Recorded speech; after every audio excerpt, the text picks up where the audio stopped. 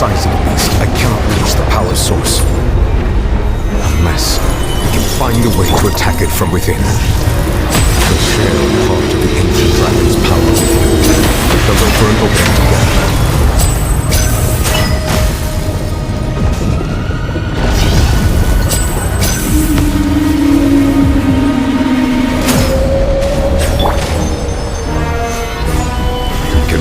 Sorrow turning into hostility.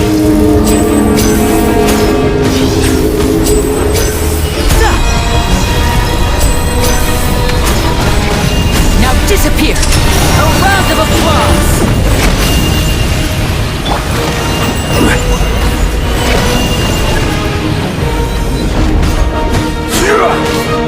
The all-devouring narwhal cannot resist its instinct to devour.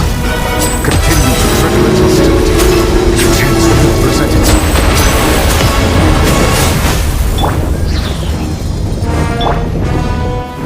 Stabilize!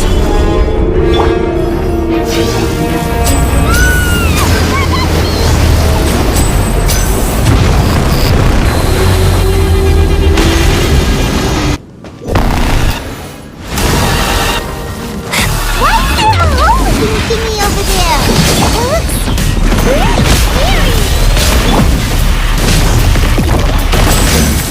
Shit!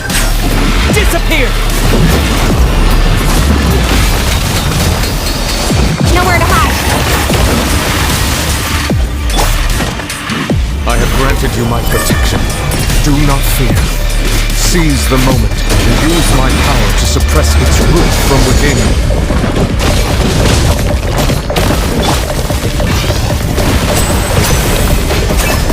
Now disappear!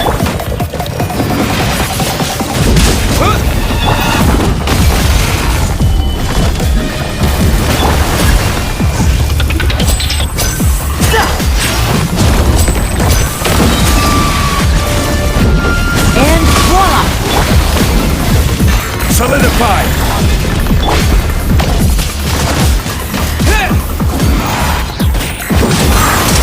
Here comes the finale!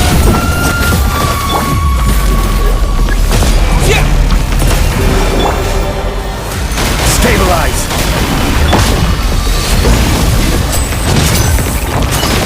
Now disappear!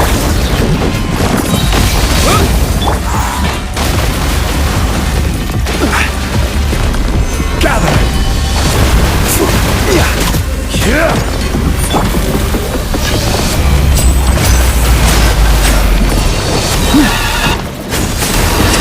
A round of applause!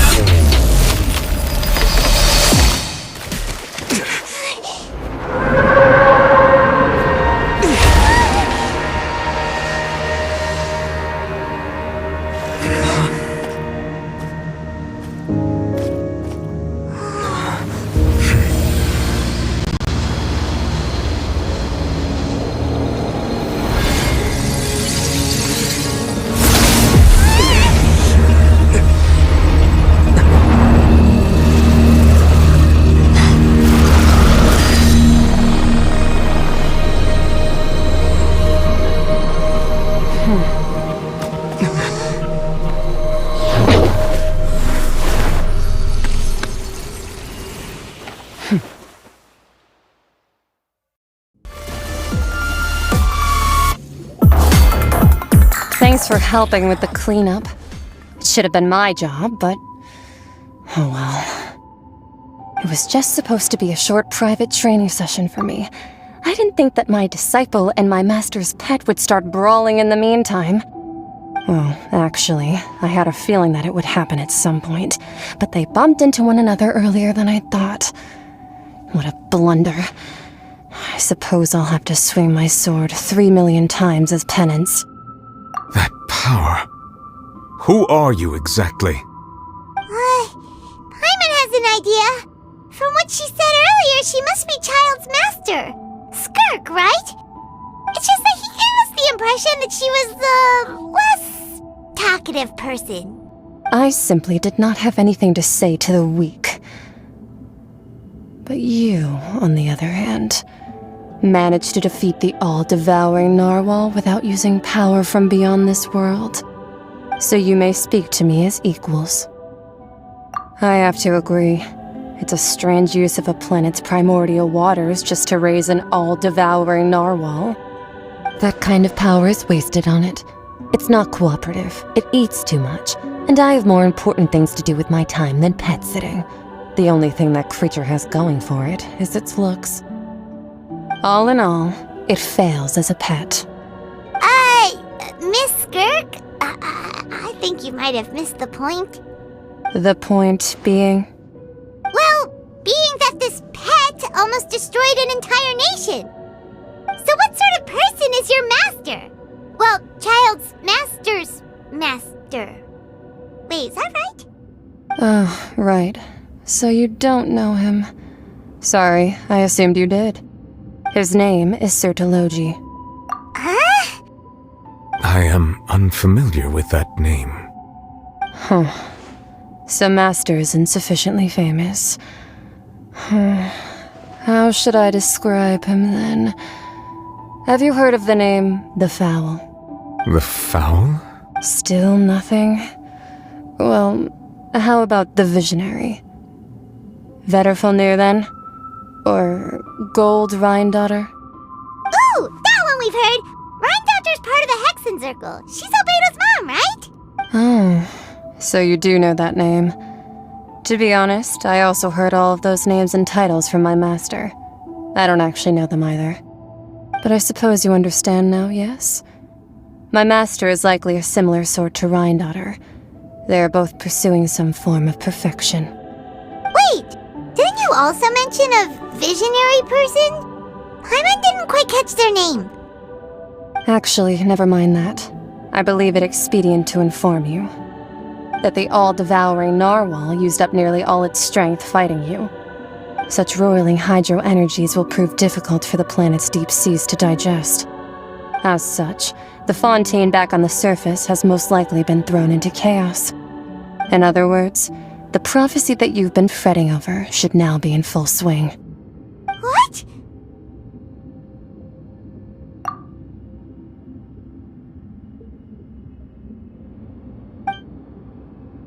Not to worry. Focalor has already managed to deceive the heavenly principles.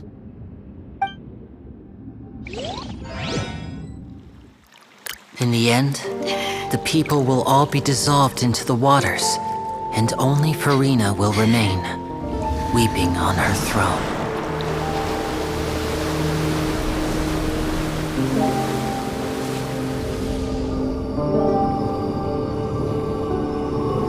Only then will the sins of the people of Fontaine be washed away.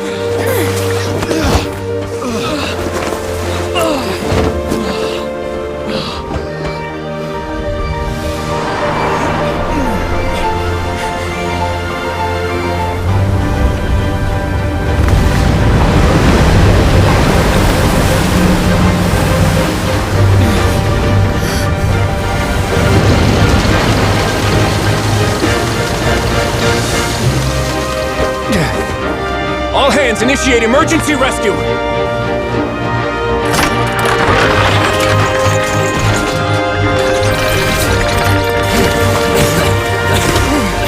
Hurry!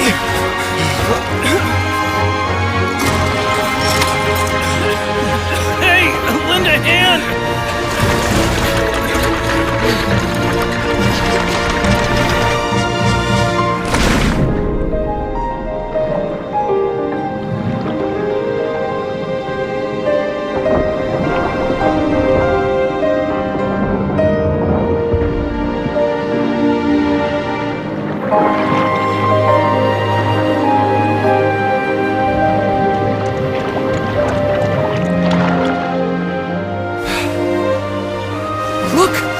water's receding!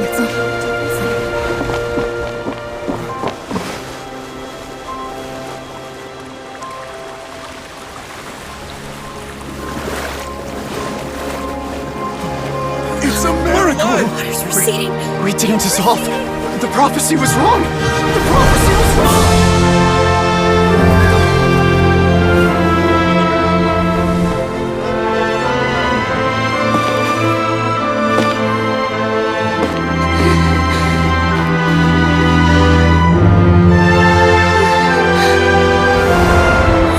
Are you alright? Yeah. We're safe. The prophecy was wrong.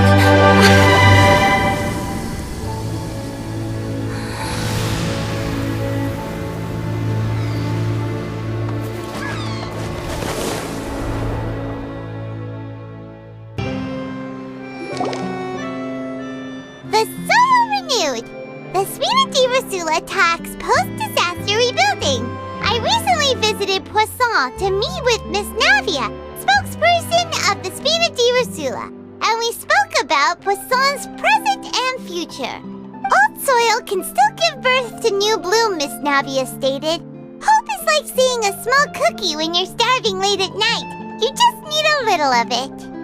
Skyship Winglet, boon or bane of the Fontaine Research Institute. The various disputes that have arisen on account of Mr. Edwin have suddenly become a shield over the Institute, with Jurier turning out to be a once overlooked hidden gem. People always call the first researcher mad, but few know what to call the second. And should that latter person achieve a miracle, they would find it all the harder to find a word with which to classify him and his team. Wow! Paimon barely recognizes the people in the reports. Are those really Jurier and Navia? They sound like real big shots. What do you think? Pretty enthralling, huh? The Steambird's idea was pretty simple. With the disaster just having passed, we would print a free edition packed to the margins with good news to calm people down. The value for these big scoops lies in their inevitable follow-ups. We'll publish further reports and go into the stories behind those people. Edwin's assistant, Jurier, created a true flying ship, while Navia is leading people in the reconstruction of their home. I'm sure that these stories could draw even your well-traveled eye. Paimon's curious too! Wait a minute. Didn't we watch everything happen from start to finish? What's there to be curious about? And that's exactly why I'd like you to come conduct interviews with me. You're the best incubators of news, if you haven't noticed. And also, with you around, I'm sure I'll get to see that Duke. Are you sure? Hasn't he turned you down several times already? Oh, this time will be different. Come on! Let's head to Poisson first, and then make a trip to the fortress. There are some things you'll only know when you get there.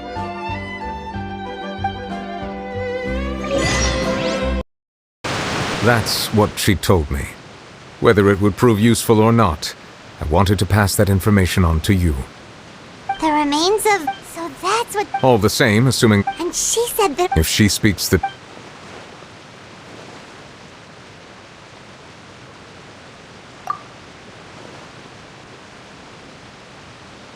I guessed that you might already be familiar with this concept, but I did not expect you to be one of them. That means that the Gnosis, which are exceedingly element-compatible and can even enhance elemental abilities, do indeed come from the third descender. I wonder, does your body also possess similar properties? Like being able to use elemental powers without a vision! That does sort of count as special compatibility, right? No, let's not think about this stuff right now. It just feels creepy. Comparing the Traveler to the dead third descender and all. That's what you say, but this topic still feels like bad luck.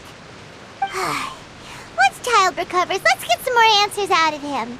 Or go look for his master and get the answers that way. I too believe it unwise to make too many blind guesses when information is lacking. The same is true of being at court. All right. Whatever the case, it seems like the crisis here in Fontaine's over for now. Yes. All of Focalor's efforts were for this moment as well. But she sacrificed herself in the end as a god, and she suffered through all those years as a human. Was that really what she wanted? I suppose that would be the mystery of a god's will. I suspect not. But once in a while I too would guess that if wishes were like the clouds in the sky, they will one day return to the earth as raindrops.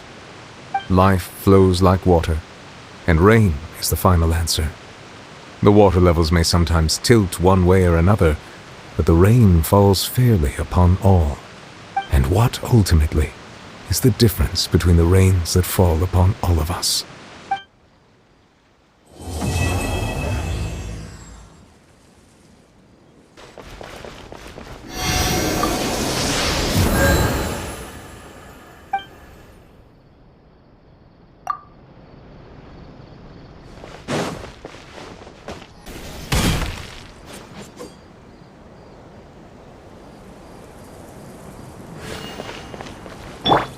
Quake!